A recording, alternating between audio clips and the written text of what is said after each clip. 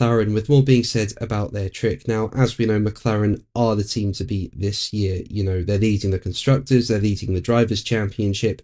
The FIA has just delivered a crushing verdict, and what's just been revealed has left Red Bull absolutely stunned. For months, Christian Horner's team whispered about McLaren's impossible tire advantage. Until now. The governing body has confirmed that McLaren's revolutionary phase change materials, PCMs, in their brake ducts are completely legal, exposing a technological masterpiece that explains how they've dominated 5 out of 6 races this season. So McLaren's MCL39 has become the most controversial car in Formula One after thermal imaging cameras exposed something extraordinary. Born from an 8-year-old doctoral thesis by engineer Martin Buchan, this breakthrough innovation has revolutionized tire management by incorporating materials that literally change from solid to liquid inside their brake assemblies, creating a cooling effect so sophisticated that rival teams initially believed it was cheating. In surprising evidence that left Red Bull speechless, thermal images from the Japanese and Miami Grand Prix revealed McLaren's rear brakes were much cooler than their rivals, suggesting that less heat would also be transferred to the wheel rim and tires. The footage continued to show mysterious moisture patterns around McLaren's rear tire rims that sent Red Bull into overdrive. This wasn't just condensation, it might be the result of internal heat absorption and evaporation, signs of something more happening inside the structure.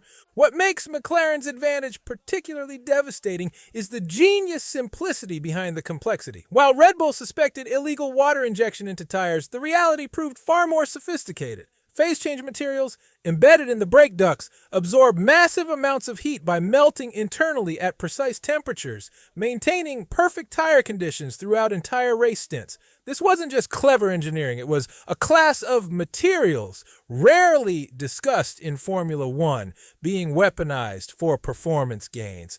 Zak Brown's strategic brilliance extends far beyond trackside politics into psychological warfare. When confronted about the allegations, he mockingly labeled his water bottle "tire water" and displayed it prominently on the pit wall. Masterclass in deflection that left Red Bull fuming. His subsequent comment delivered with trademark smugness. There's a proper way to protest a team at the end of the race, and you have to make it formal. This devastating clapback highlighted Red Bull's inability to prove their suspicions despite extensive investigation. The specific technical details reveal McLaren's revolutionary approach to the 2025 regulations. Instead of traditional solid carbon fiber brake disc fairings, the CL39 features a number of windows that have been cut into the outer rim and the face of the fairing with a semi-permeable material layer behind them. This design allows phase change materials to regulate temperature spikes by absorbing excess heat through state changes, creating what experts call the perfect ghost advantage.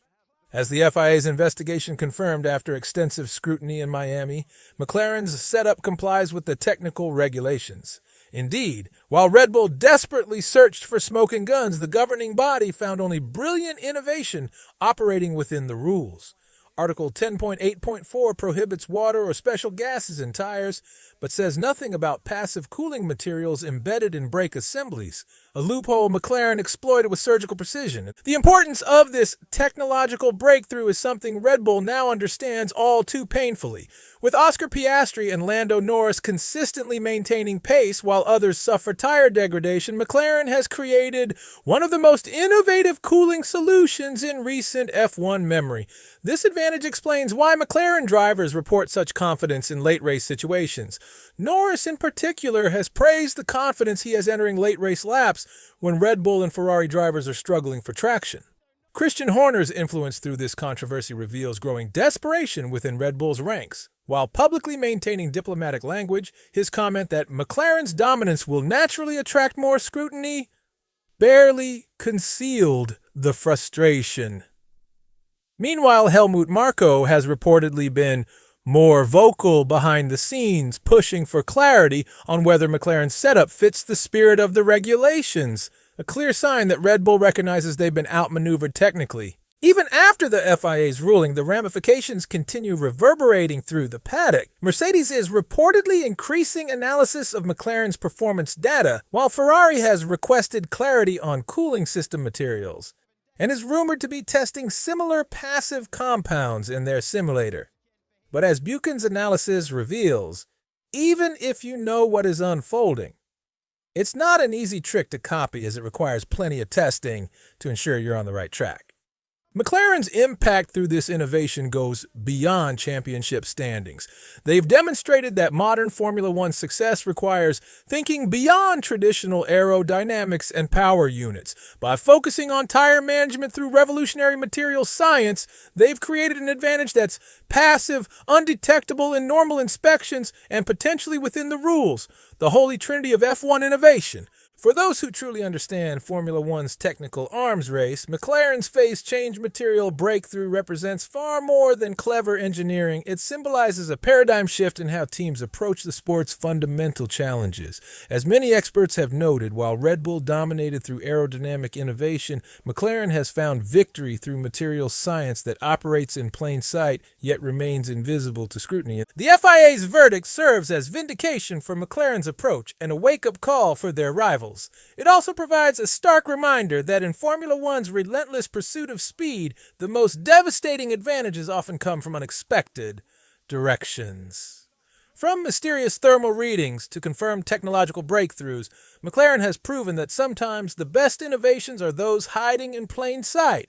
McLaren's story through this phase change material revelation shows how doctoral research from 2017 can become championship-winning technology in 2025.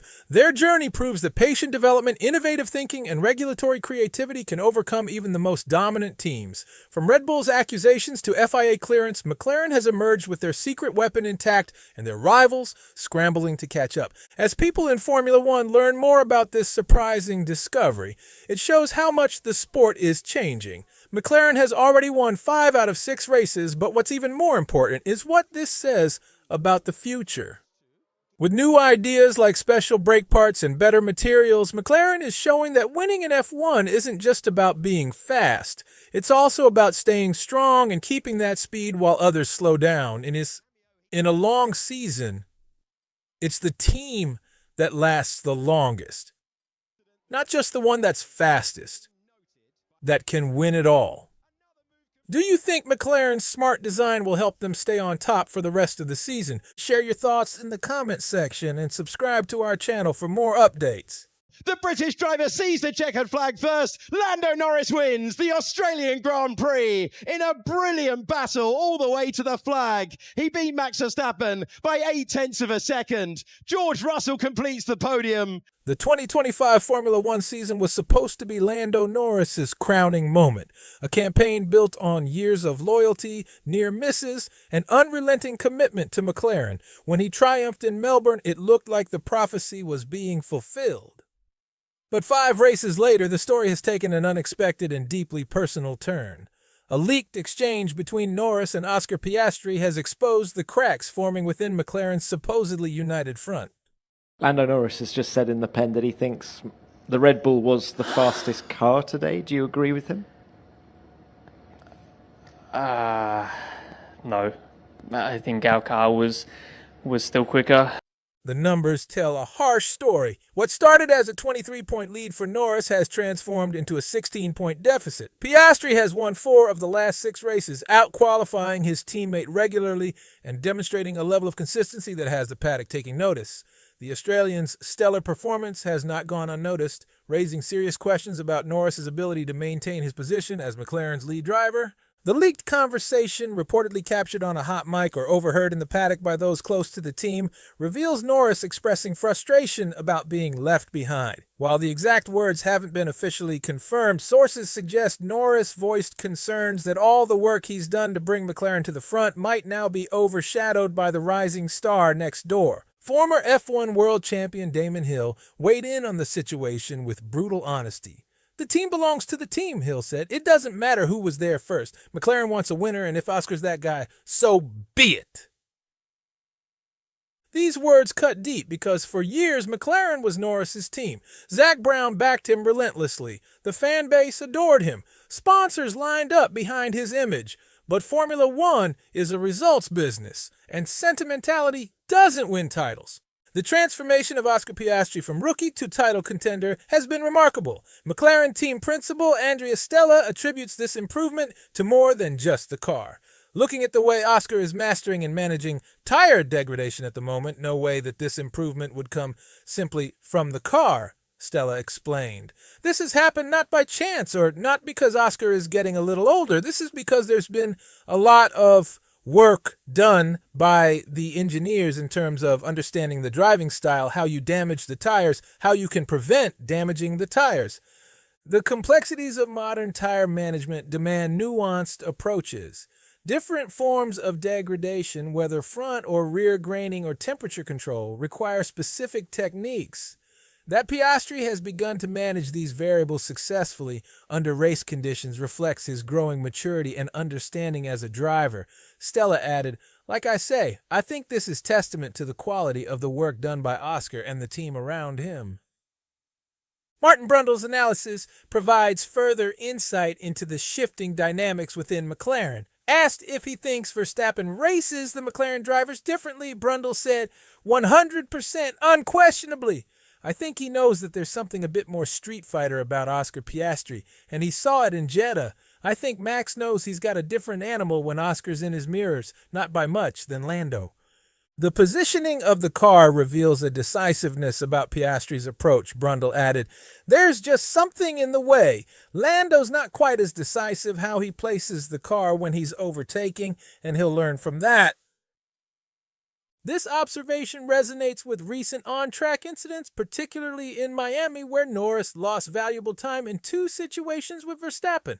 Miami perfectly encapsulated the frustration bubbling beneath the surface. Turn 2, lap 1. Norris and Verstappen go side by side. A snap of oversteer from the Dutchman forces Norris wide. He drops places, his rhythm disrupted. Later in the recovery drive, Norris overtakes Verstappen but does so off track limits, costing him more time. The end result, second place, another almost. After the race, Norris was open about his frustrations. It's crash or don't pass with Max, he said. He's not racing smart. But the subtext was clear. Norris feels boxed in, fighting two fronts, Verstappen on track and Piastri in the garage. The pressure is evident in Norris's recent performances. Costly qualifying errors in Bahrain and Saudi Arabia compromised his weekends before the lights even went out. Formula One fans have been left questioning Norris's racecraft as he continues to falter in wheel-to-wheel combat situations. Pundits and analysts have raised concerns about Norris's performance when fighting in close quarters on the track. The young driver seems to lack the fundamental skills needed to excel in high-stakes overtaking maneuvers.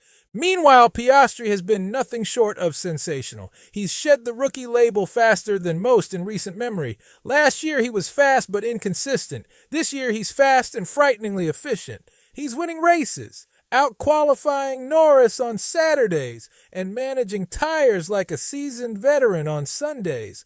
The composure he showed in his battles with Verstappen in Jeddah and Miami is championship material. Even Verstappen himself has acknowledged Piastri's skill. And coming from Max, that's high praise. Brundle's assessment is stark. He's won 4 of the last 6, and it's just looking like absolute world championship material. I think his rate of improvement has been pretty mighty, and he picks things up really quickly. Towards the end of last year, I think we saw this kind of potential. Did I expect it to arrive in such style so quickly? Probably no, I didn't. He's just winning, and he looks so confident about it, and he's so unflustered about anything and everything. The implications for McLaren are significant. The upcoming European triple-header starting in Imola will be pivotal for the narrative of the 2025 F1 title race. As Brundle explained, the problem McLaren are going to have is if Max Verstappen and George Russell keep pumping in the results, and Mercedes have got an update coming at Imola that they're quite excited about, but I'm sure they'll all improve to an extent. The danger is clear. If they're there, there's no doubt in my mind that Piastri and Norris will take points off each other. So they've got to be careful that they're not so focused on each other that somebody else comes in and wins the championship, as Alain Prost did in 1986. McLaren might have to make an early choice. Brundle warned, the problem McLaren have got is if you wait until somebody is mathematically out of the world championship, that's going to be October, November time in this championship. So McLaren might have to take a decision before that to make a choice. It depends how it unfolds, but they won't be thinking about that until the summer break at least. Placed at the Silver Arrows, Lewis Hamilton took his Ferrari off-piste at turn 22. The 7-time champ later gave Albon a fright. Dangerous. Copy. Lando Norris was another concerned about traffic. Why does no one use radios at all? Yeah. Ferrari's 2025 season has been underwhelming. After finishing just 14 points behind McLaren in last year's Constructors' Championship, everyone expected them to fight for the 2025 title. Instead, they're far from that goal. They currently sit as the third fastest team on the grid, trailing both McLaren and Mercedes. The F1 community and media have criticized the Maranello-based team heavily. Frederic Vasseur's leadership has come under scrutiny in recent weeks, but the Ferrari team principal has found a clever way to deflect attention by highlighting Max Verstappen's struggles. During the Saudi Arabian Grand Prix weekend, as Ferrari continued to face performance issues, Vasseur deployed his strategic media approach. Rather than defending Ferrari's shortcomings, he pointed to the inconsistency of other teams, particularly Red Bull's star driver. Friday practice in Jeddah revealed grim signs for Ferrari. Their pace wasn't promising in either FP1 or FP2. This raised concerns, especially considering they'd brought rear wing upgrades specifically to address driving difficulties their drivers had been experiencing.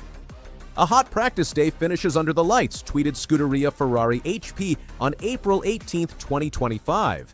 These upgrades included a shorter chord rear wing flap, an offloaded top rear wing, and an offloaded single-element lower beam wing. Despite these technical modifications, the SF25 continued to show clear weaknesses. Telemetry data from FP1 revealed that Ferrari performs well in fast corners, but struggles significantly in slower sections. In particular, the car has difficulties in slow corners with rapidly changing directions, where it loses most of its lap time. Charles Leclerc frequently registered the best minimum speeds in faster sections, but failed to close the gap in the first sector. The SF25's downforce appears to be present and efficient, but mechanical rotation and setup still need improvement. These technical issues have prevented Ferrari from extracting the car's full potential consistently. When questioned about Ferrari's performance during the press conference, Vasseur's response was calculated. He simply asked for patience. The Frenchman insisted that, except for McLaren, no other team on the grid had everything figured out. Rather than focusing on Ferrari's problems, he highlighted the inconsistency plaguing the entire field, with Max Verstappen serving as his prime example. That means we have to stay calm, and we have to stay calm on the conclusions. I think it's true for us, but it's true for everybody. If you look at Max, for example, he was flying in Japan, and the weekend after, he was struggling, Vasseur stated. You have to stay calm, and we have to stay calm on the conclusion. And I think it's true for us, but it's true for everybody. If you have a look on Max, for example, he was flying in Japan, and the weekend after he was struggling. That today the F1, the pack is so tight that for small mistakes you can lose 5 or 6 positions on the grid. By drawing attention to Verstappen's dramatic performance swings, Vasseur effectively shifted scrutiny away from Ferrari. He pointed out how the Dutchman had delivered an incredible Suzuka pole lap and victory, only to have a horrific weekend in Bahrain where the RB21's grip was inconsistent and Verstappen could only finish P6. This tactical deflection allowed Ferrari to avoid deeper questioning about their own issues while creating a narrative of a generally unpredictable F1 season. Vasseur's comments about the competitiveness of the current grid weren't wrong. The 2025 F1 season has seen tight margins between teams, with small errors potentially costing multiple grid positions. Today in F1, the pack is so tight that for small mistakes, you can lose 5 or 6 positions on the grid, Vasseur emphasized. That today the F1, the pack is so tight that for small mistakes you can lose 5 or 6 positions on the grid. This reality has been demonstrated repeatedly this season. McLaren has emerged as the dominant force, with Oscar Piastri claiming victory in Bahrain. However, even they've experienced inconsistency with their second car. Red Bull, the previous dominant team, has shown surprising vulnerability. Verstappen's concerns about race pace in Saudi Arabia highlight their struggles. Verstappen said this after qualifying P7 in Bahrain. For whatever reason, I've been struggling with the brakes, feeling retardation, so it's something that we need to investigate. And then general grip, I guess throughout the lap, it was quite inconsistent. These struggles with tire degradation continued into the Saudi Arabian GP weekend, with Verstappen finishing FP2 in third place behind Lando Norris. Meanwhile, his teammate Yuki Tsunoda showed promising speed before crashing in the final moments of FP2. The competition has indeed tightened, with McLaren, Ferrari, Mercedes, and Red Bull all capable of strong performances on their day.